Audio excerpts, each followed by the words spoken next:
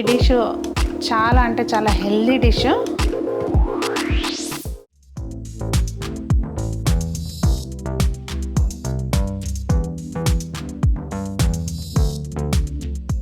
పెద్దలందరికీ నమస్తే, పిల్లలందరికీ హాయ్. ఎలా ఉన్నారు అందరూ? బాగున్నారా? మేమైతే చాలా బాగున్నామండి. మీరు కూడా చాలా చాలా బాగున్నారని ఆశిస్తున్నాను. ఏంటి ఈరోజు సునీత ఏంటి పేర్చుతుంది అనుకుంటున్నారా? ఏం లేదండి, పిల్లలకి పెద్దలకి అందరికీ సూపర్ డూపర్గా నచ్చే ఒక మంచి పరాటాని ఈరోజు మీకు వీడియోలో షేర్ చేస్తాను. ఇదిగోండి, ముందైతే ఏం చేయాలంటే పాలకూర, ఇది అంటే ఇప్పుడు మార్కెట్లో కొనుక్కొచ్చుకున్నది అనుకోండి, ఒక 10 రూపాయల కూర అనుకోండి.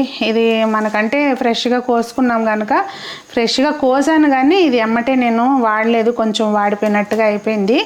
అది పక్కన పెడితే దీన్ని ఏం చేయాలంటే శుభ్రంగా కడిగేసుకోవాలి. కడిగి అప్పుడు నెక్స్ట్ ప్రొసీజర్కి వెళ్దాము. పాలకూర శుభ్రంగా కడుక్కున్న తర్వాత అండి, గ్యాస్ మీద కొన్ని నీళ్లు పాలకూర మునిగే వరకు పెట్టుకొని నీళ్లు మరిగేటప్పుడు ఈ పాలకూర అంతా ఒకసారి అలా వేసి మనము వేడివేడిగా, అంటే మళ్ళీ ఏం బాయిల్ రావసరం లేదు, జస్ట్ ఆ నీళ్ళల్లో అలా మునిగినాక తీసేసుకోవడమే. అంటే పచ్చి వాసన పోయేలాగా మనం జస్ట్ ఇది ఇలా వేడివేడిగా ఒకసారి కొంచెం అలా పెట్టేసుకుని గ్యాస్ ఆపేసుకోవచ్చు అండి. మనం జస్ట్ ఆ వేడి నీళ్ళకే మంచిగా మగ్గిపోయినట్టు అయిపోతుంది. ఇలా ఒక్క 1 మినిట్ అంతే, 1 మినిట్ లేదంటే 30 సెకండ్స్ పాటు అలా ఉంచేసి తీసేసుకోవచ్చు. దీన్ని తీసిన తర్వాత మనం దీనికి ఈ కలర్ ఇలాగే ఉండాలి అంటే మళ్ళీ మనం దాన్ని చల్లటి నీళ్ళల్లో వేస్తే చక్కగా అలాగే ఉంటుందండి కలరు. కాకపోతే ఇప్పుడు నేను అవన్నీ ఏం చేయట్లేదు, నార్మల్గానే చూపిస్తున్నాను సింపుల్గా. ఇది సాధ్యమైనంత మట్టికి కాడలు తక్కువ ఉండేది తీసుకోండి. బేబీ స్పినాచ్ అంటారు చూసారా, అప్పుడే లేత లేతగా ఉన్నది, అదైతే బాగుంటుంది. మళ్ళీ మీరు అనొద్దు సునీత గారు ఆ నీళ్ళన్నీ వేస్ట్ చేస్తే అవన్నీ పోతాయి కదా, విటమిన్స్ పోతాయి కదా అని చెప్పి మనం ఆ నీళ్ళు ఆరబెట్టుకుని పిండి కలిపేటప్పుడు దానిలోనే వేసేసుకోవచ్చండి. పాలకూర కూడా కొంచెం ఆరాలి కదా. ఈ లోపల ఏం చేద్దామంటే స్టఫ్ కోసం ప్రిపేర్ చేసుకుందాం. ఇక్కడ చూస్తున్నారా ఉల్లిపాయ ఎంత సన్నగా తరిగాను నేను. ఇలా ఉల్లిపాయ సన్నగా తరిగేసి పక్కన పెట్టుకోవాలి. ఇక్కడ ఒక మీడియం సైజు ఉల్లిపాయ తీసుకున్నాను నేను తీసుకున్న క్వాంటిటీకి సరిపోను చెప్తున్నాను.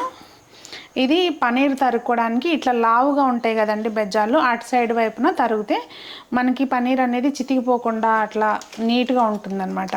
పనీర్ సాఫ్ట్గా రావాలి అంటే ఒకసారి మనం బజార్ నుంచి తెచ్చుకున్న పనీర్ అయితే కనుక కొంచెం గోరువెచ్చని నీళ్ళల్లో వేసి తీస్తే కనుక చక్కగా సాఫ్ట్గా ఉంటుందండి. అదొక చిన్న టిప్పు మీకు. ఇలా ఇటు సైడు లావుగా ఉన్న బెజ్జాల వైపు తరిగేసి పెట్టుకోవాలి. 1 కప్పు వరకు పనీర్ తీసుకున్నాను నేను ఇక్కడ. ఇది 200 గ్రామ్స్ ప్యాకెట్ అండి నేను తీసుకున్నది. ఇప్పుడు మనం మిక్సీ జార్లోకి ఒక 4 పచ్చిమిర్చి, ఇవి ఘాటు ఉంటాయని నేను కొంచెం వేసాను. మీకు ఎక్కువ టేస్టీగా అంటే కొంచెం స్పైసీ కావాలనుకుంటే కొంచెం వేసుకోవచ్చు. అలాగే మనము కొంచెం బాయిల్ చేసి తీసుకున్నాం కదా పాలకూర, అది కూడా వేసుకోవాలి. దీన్ని మనం మంచిగా గ్రైండ్ చేసుకోవాలండి. ఎందుకంటే ఇక్కడ ఇది ఒక 2 కప్పుల గోధుమ పిండి తీసుకున్నాను. దీనిలోకి కొంచెంగా ఉప్పు, రుచికి సరిపడినంత కొంచెం ఉప్పు వేసుకోవాలి. నేనైతే ఏమి ఆయిల్ కానీ ఏమి వేయనండి, కొంచెం ఉప్పు అంతా మంచిగా కలిపేసుకోవాలి. మనం గ్రైండ్ చేసి పెట్టుకున్నాం కదండి ఈ పేస్ట్, పాలకూర పేస్ట్, ఇదంతా కూడా మనం యాడ్ చేసుకుని మంచిగా కలుపుకోవాలి. తర్వాత అవసరాన్ని బట్టి మనం వాటర్ అనేది కలుపుకోవాలండి. భలే మంచి కలర్ వస్తుంది, పిల్లలు అయితే ఇష్టంగా తింటారు. మనకేంటంటే ఏది చేసినా ఇటు పిల్లలు తినాలి, ప్లస్ వాళ్ళకి ఆరోగ్యానికి సరిపడినంత, అంటే వాళ్ళకి అన్ని రకాల పోషకాలు అందాలి అనేటట్టుగా మనం చూసుకుంటాం కదా. పాలకూరలో ఉండే విటమిన్స్, మినరల్స్, ఐరన్ ఇవే కాకుండా పనీర్లో ఉండే ప్రోటీన్ కూడా మనకు అందుతుందన్నమాట. ఈ డిష్ చాలా అంటే చాలా హెల్దీ డిష్. ఇంకా పిల్లలు చాలా ఇష్టంగా తినేస్తారు. మెయిన్ అది మనం వాటర్ అనేవి కొంచెం కొంచెంగా చూసి అడ్జస్ట్ చేసుకుంటూ కలుపుకోవాలి. ఇదిగోండి చూసారా, చక్కగా మనకి పిండి అనేది మంచిగా కలిపేసుకున్నాక ఇలా ఒక 15 నిమిషాల పాటు నానబెట్టుకోవాలి మినిమమ్. మనకి ఎలాగో మనం స్టఫ్ ప్రిపేర్ చేసుకుని అది ఆరే లోపల ఇది మంచిగా నానుంటుందండి. మూత పెట్టేసుకుని పక్కన పెట్టేసుకుందాము. ఇప్పుడు మనం స్టఫ్ ప్రిపేర్ చేసుకుందామండి. కొంచెం ఆయిల్ చాలు, ఎక్కువేం అవసరం లేదు. జస్ట్ 1 టేబుల్ స్పూను జీలకర్ర కావాలి అనుకుంటే వేసుకోవచ్చు, లేదు అంటే స్కిప్ చేయొచ్చు. నూనె కాగిన తర్వాత సన్నగా కట్ చేసుకున్న ఈ ఉల్లిపాయని మంచిగా పచ్చివాసన పోయే వరకు వేయించుకోవాలి. అదిగోండి ఉల్లిపాయ కొంచెం అట్లా పచ్చివాసన పోయే వరకు వేయించిన తర్వాత కొద్దిగా రుచికి సరిపడినంత ఉప్పు, ఇంకా మనం ఉప్పు ఎక్కడ యాడ్ చేయమండి, ఇదే కనుక చూసుకుని సరిపోయినంతగా ఉప్పు, అలాగే రుచికి సరిపడినంత కారం, కొంచెం ధనియాల పొడి, 1 స్పూన్ ధనియాల పొడి, ఇవన్నీ వేసుకుని చక్కగా మంచిగా ఫ్లేవర్స్ అనేవి బాగా మంచిగా వేగాలండి. మాడకూడదు అస్సలు. కంటిన్యూస్గా మనం తిప్పుకుంటూ ఉంటే ఏంటంటే ఆ మసాలాలు అనేవి చక్కగా నూనెలో లైట్గా అట్లా వేగితే చక్కటి ఫ్లేవర్ వస్తుందన్నమాట. ఇంకంతే. అలా మంచిగా వేయించిన తర్వాత మనం తురుము పెట్టుకున్న ఈ పనీర్ ఏదైతే ఉందో అది కూడా వేసేసుకోవాలి. గ్యాస్ అనేది పూర్తిగా లో ఫ్లేమ్లో పెట్టుకోండి. లేదు అంటే నాన్ స్టిక్ అయితే పర్లేదు, కానీ పనీర్ కదండి ఊరికే స్టిక్ అయిపోతుంది స్టీల్ దాంట్లో అయితే. ఇప్పుడు నేను ఇక్కడ స్టీల్దే వాడుతున్నాను కనుక జాగ్రత్తగా ఇమ్మీడియట్గా తిప్పుకుంటూ ఉండాలి. కొంచెం ఒక చిటికెడు పసుపు కూడా వేసుకోవచ్చు, బట్ ఇక్కడ నేను ఇందాక ఉల్లిపాయ వేగేటప్పుడు వేయటం మర్చిపోయాను. పసుపు వేసుకుంటే ఏంటంటే మంచి కలర్ వస్తుంది, బాగుంటుంది.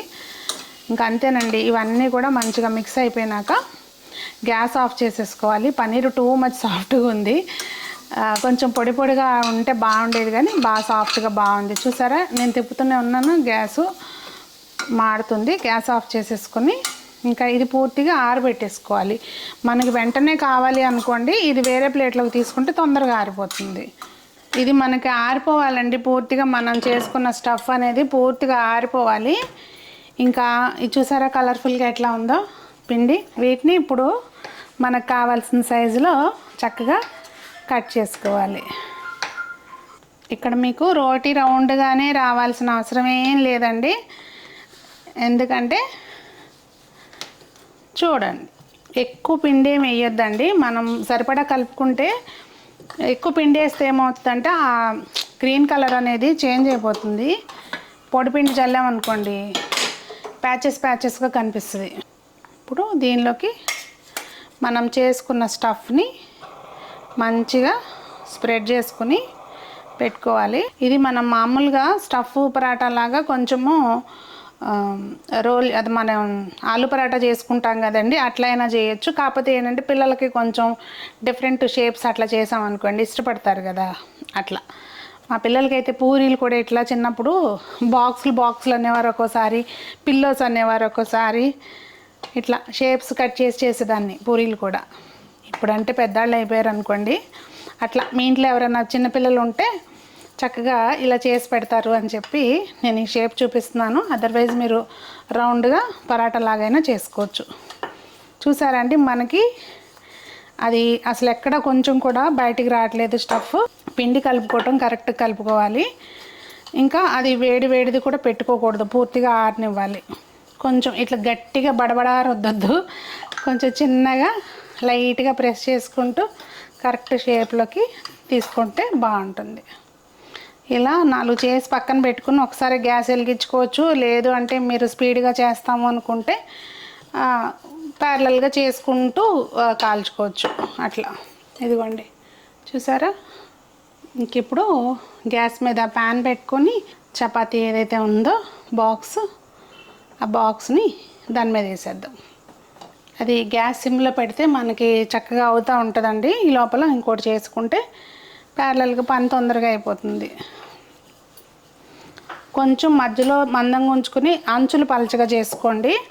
అప్పుడు ఏంటంటే మనము స్టఫ్ వేసిన దగ్గర కొంచెం మందంగా ఉంటే ఈ లేయర్స్ అన్నీ ఒకదాని మీద ఒకటి ఓవర్లాప్ అవుతుంది కనుక సైడ్స్ కొంచెం పలచగా చేసుకుంటే బాగుంటుంది. ఇక్కడ సెంటర్లోనే కొంచెం పెట్టుకోండి, మొత్తం ఏం స్ప్రెడ్ చేయ అవసరం లేదు. ఇది మనకి డౌట్ అనుకుంటే కనుక కొంచెం ఒక తడి చేతితోటి ఇట్లా రాసేసుకున్నాం అనుకోండి, ఇది ఇంకా అసలు బయటికి రాదు. మనం కాజాలు చేసేటప్పుడు, కజ్జికాయలు చేసేటప్పుడు అంటిస్తాం కదా, అట్లా. ముందు మనం 2 వైపులా చక్కగా మంచిగా కాలనివ్వాలండి. ఈ లోపలే ఆయిల్ వేసామనుకోండి, ఆయిల్ అయినా నెయ్యి అయినా అది మనకి మంచిగా ఫ్రై అవ్వదన్నమాట.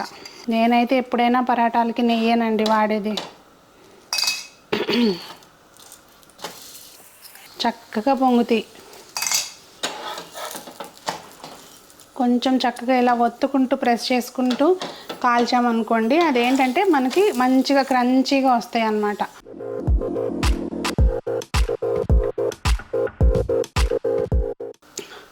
నేను ఎవ్రీ టైం చెప్తాను, ఎప్పుడైనా అండి ఇలాంటి చపాతీలు అవి చేసుకున్నప్పుడు మనం డైరెక్ట్గా ప్లేట్ కాకుండా ఇలా బెజ్జాలు ఉన్న జాలి ప్లేట్లో కానీ లేదంటే బెజ్జాలు ఉన్న గిన్నెలో కానీ వేసుకున్నాం అనుకోండి, ఎయిర్ పాస్ అయ్యి మెత్తపడిపోయి ఇట్లా ఆవిరి పట్టేసి వాటర్ రాకుండా ఉంటుందన్నమాట, బాగుంటుంది.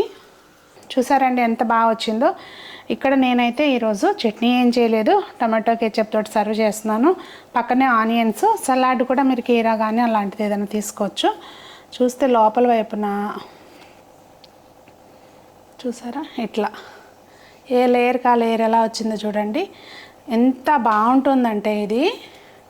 ఇంకెందుకు ఆలస్యం, మరి చక్కగా ట్రై చేసి ఇదిగోండి ఈ బైట్ మీకోసం, నెక్స్ట్ బైట్ నా కోసం, అలా తినేసి మైమరిచిపోండి. పనిలో పని ఛానల్లోంచి బయటికి వెళ్ళేటప్పుడు ఒక లైక్ వేసుకుని మీకు నచ్చితే కనుక తప్పకుండా రెసిపీని పక్కన వాళ్ళకి షేర్ చేయండి. మరి మీకు ఏమనిపించింది అనేది తప్పకుండా కామెంట్స్లో తెలియచేయండి. మరి అందరూ బాగుండాలి, అందులో మనం ఉండాలి, అందరూ మొక్కలు పెంచాలి అని ఆశిస్తూ మీ సునీత.